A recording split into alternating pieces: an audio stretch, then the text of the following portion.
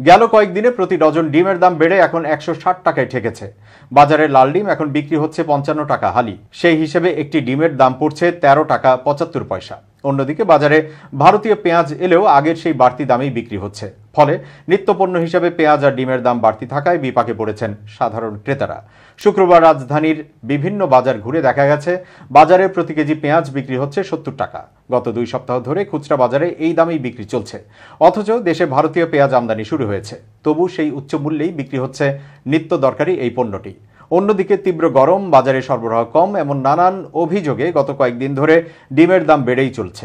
10-15 দিন আগেও খুচরা বাজারে লাল ডিমের ডজন 120 টাকা থাকলেও কিছুদিনের মধ্যে এখন সেটির 40 টাকা পর্যন্ত বেড়ে বিক্রি হচ্ছে 160 টাকায়। আর প্রতি হালি ডিম বিক্রি হচ্ছে 55 টাকায়। আর সে অনুযায়ী প্রতি পিস ডিমের দাম পড়ছে 13 টাকা 75 পয়সা। এ বিষয়ে ক্রেতারা ক্ষোভ প্রকাশ করলেও ব্যবসায়ীরা বলছেন অতিরিক্ত গরমে ডিম উৎপাদন ব্যাহত হচ্ছে, বাজারে সরবরাহ কমেছে, ফলে দাম বাড়তি যাচ্ছে। অন্যদিকে মালিবাগ বাজারে ডিম কিনে নিজের ক্ষোভ প্রকাশ করেছেন বেসরকারি চাকরিজীবী আফজাল হোসেন। তিনি বলেন, ভাবা যায় 1 ডজন ডিম কিনলাম 160 টাকায়, যা কিছুদিন আগেই ছিল 120 টাকা।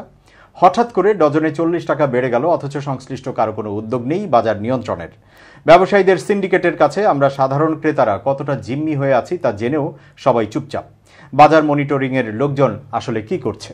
ডিমের দাম বাড়তি বিষয়ে গুলশান সংলগ্ন লেকপার বাজারের লিপন ভ্যারাইটিজ স্টোরের মালিক সুমন মিয়া বলেন, কিছুদিন ধরে ডিমের দাম বাড়ছে, কিন্তু আগে যেই ডিমের ডজন বিক্রি করেছি 120 টাকায়, এখন সেটা 160 টাকা, আর হালি বিক্রি করছি 55 টাকায়।